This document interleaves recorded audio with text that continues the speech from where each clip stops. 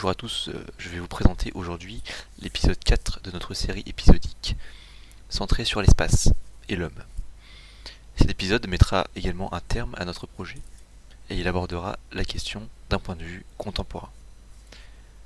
Épisode 4, la réalisation d'un rêve multimillénaire. La Seconde Guerre mondiale prend fin en 1945. Elle laisse un monde séparé en deux blocs idéologiques distincts. D'un côté, l'idéologie américaine, capitaliste, de l'autre, le communisme, hérité de Staline, reste présent dans une grande partie du monde. Cet épisode historique, que nous appelions guerre froide, constitue vraisemblablement l'élément déclencheur de la conquête spatiale, dans un objectif de surpasser l'ennemi. C'est ainsi que de nombreuses avancées seront faites en matière de compréhension de l'espace, puisque verront le jour les premiers vaisseaux capables d'amener les hommes hors de la stratosphère, en orbite de la Terre. En effet, le bloc de l'Est parvient à être le premier à envoyer un homme dans l'espace. Le cosmonaute soviétique Youri Gagarin atteint cet exploit à bord du vaisseau Vostok 1 le 12 avril 1961. Avant cela, le premier intérêt contemporain pour ce domaine a lieu en 1914 avec la publication de L'espace libre par Konstantin Tsiolkovsky, œuvre dans laquelle il énonce le principe de propulsion par réaction d'un objet dans le vide de l'espace. La Première Guerre mondiale ravage le continent européen et principalement la France, et l'homme se détourne alors de son rêve spatial. Ce n'est qu'à partir de la Seconde Guerre mondiale que l'histoire reprend, avec le lancement du missile allemand A4, qui n'est autre qu'une phase de test du si célèbre missile V2 pour les raisons qui nous sont connues aujourd'hui. Ce sont les Russes qui sont les précurseurs concernant l'envoi d'objets dans l'espace, avec le petit satellite Sputnik 1 lancé en 1957, peu avant le vol habité de Gagarine. À partir de là, la course est lancée. Les Américains ripostent en envoyant leur propre satellite, Explorer 1, et créent la mythique agence spatiale de la NASA en 1958. Les Russes continuent leur avancée avec l'envoi de la sonde Luna 1, qui effectue le premier survol de la Lune une année après. Ce sont également les Soviétiques qui nous font parvenir les premières images de la face cachée de la Lune, avec la mission de la sonde Luna 3. Entre-temps, les deux blocs organisent l'envoi d'animaux au préalable des humains pour des raisons de sécurité, une chienne, Laika, pour les Russes et un chimpanzé, Ham, pour les Américains. Là encore, la course augmente en intensité. Il s'agit d'une fierté historique pour la première nation qui réussira à envoyer un homme dans l'espace et surtout à le faire revenir en vie.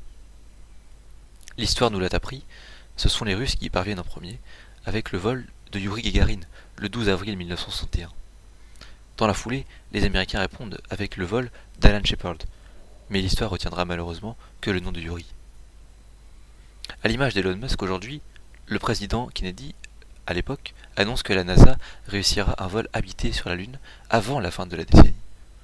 L'entrepreneur et mania américain, que nous connaissons tous aujourd'hui, a annoncé vouloir réussir à poser un pied sur Mars d'ici 2030, voire avant. Cette fois-ci, ce sont donc les Américains qui frappent les premiers, avec la mission historique d'Apollo 11 et le succès des astronautes Neil Armstrong et Buzz Aldrin, qui poseront tous les deux, pour la première fois, leurs pieds sur le sol lunaire le 21 juillet 1969. Et cela devant les yeux du monde entier, puisque cette prouesse a été retransmise en direct à la télévision. À la suite de ce moment historique, l'Europe ajoute son grain de sable et lance le projet ESA, sous l'impulsion de la France, du Royaume-Uni et de l'Allemagne. Cela à partir de 1975. Enfin, la si célèbre Station spatiale internationale, qui nous est connue notamment par l'impact de Thomas Pesquet et de ses deux missions à son bord, constituant bien évidemment les premiers pas d'un Français dans l'orbite terrestre, l'ISS voit donc sa construction débuter en 1998 et s'achève sous sa forme finale que nous connaissons aujourd'hui en 2011. Outre les 150 milliards de dollars investis pour sa constitution, l'ISS constitue le principal centre de recherche sur les conditions de l'homme dans l'espace, les conséquences de l'exposition de l'homme aux radiations et plus encore. La Station spatiale internationale permet également de prendre du recul sur l'impact de l'activité humaine sur Terre. Et cela, nous avons pu le voir notamment avec les nombreux clichés pris par Thomas Pesquet et publiés sur les réseaux sociaux au cours de ces deux missions en son sein. l'homme a toujours voulu aller plus haut et plus loin. Et il se confronte à un problème technique. Les avancées technologiques faites pendant la Seconde Guerre mondiale sont fulgurantes et permettent à Gagarine notamment d'aller dans l'espace. On envoie d'abord des fusées inhabitées, puis des hommes. Afin de mener à bien cet épisode, j'ai pu prendre contact avec un astrophysicien encore en activité aujourd'hui, et je le remercie chaleureusement pour son temps. Andrea Manetti est astrophysicien depuis 1978. Il a pu étudier aux USA, au Chili, qui constitue l'un des principaux centres d'observation, en Allemagne, en Espagne ainsi qu'en Italie. Avant de finir sa carrière en France, au centre d'astrophysique de Paris, où il étudie depuis maintenant 22 ans. Ses recherches se font à partir de données recueillies par satellite majoritairement. Actuellement, il m'a fait part d'un travail minutieux, d'un projet minutieux et fastidieux, où il s'emploie à analyser des données infrarouges et de plusieurs longueurs d'onde de différentes galaxies qui se seraient formées après le Big Bang. Mais qui, avec l'expansion de l'univers, qui je le rappelle est infini, sont moins visibles pour l'homme. Durant cet entretien, nous parlons également de la Station spatiale internationale et de son rôle. Il m'indique que les recherches se font principalement en dehors du domaine de l'astrophysique, mais qu'elles sont plus tournées autour de la médecine. Il se questionne également sur le réel apport de cette station, qui au premier abord semblait combler un intérêt stratégique afin de concurrencer les Russes. Nous parlons également de la récente mission Orion, qui vise à retourner sur la Lune afin d'y construire une base lunaire pour pouvoir s'y propulser en direction de la planète rouge Mars. Là encore, il est soucieux quant à l'intérêt et au coût que représente une telle mission. Est-il raisonnable d'utiliser des ressources terrestres en grande quantité pour une mission principalement lucrative, initiée par Elon Musk et SpaceX? Durant cet échange avec Andrea, j'ai pu de mon côté mieux comprendre le rôle de l'astrophysicien et le sens de ses recherches. Ainsi, lors de ces 4 épisodes réalisés dans le cadre de notre projet tutoré de 3e année de licence, en supervision avec M. Christophe Huguegnot, nous avons pu vous présenter les prémices du questionnement spatial de l'homme. En traversant les âges, nous avons compris que les progrès dans la compréhension et l'analyse de ce qui nous entoure depuis toujours se sont faits grâce aux progrès en matière de technologie que nous les humains avons pu réaliser.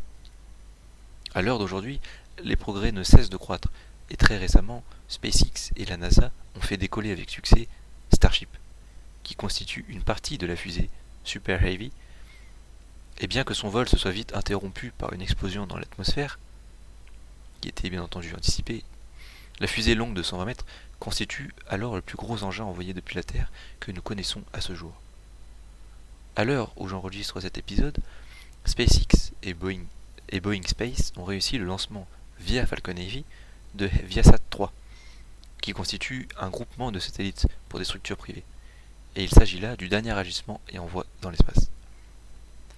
Pour conclure donc ce 4e et ultime épisode de notre série documentaire, l'exploration de l'espace depuis l'époque contemporaine a été marquée par de nombreuses avancées technologiques et scientifiques qui ont largement augmenté notre compréhension de cet environnement qui pourtant nous est si hostile.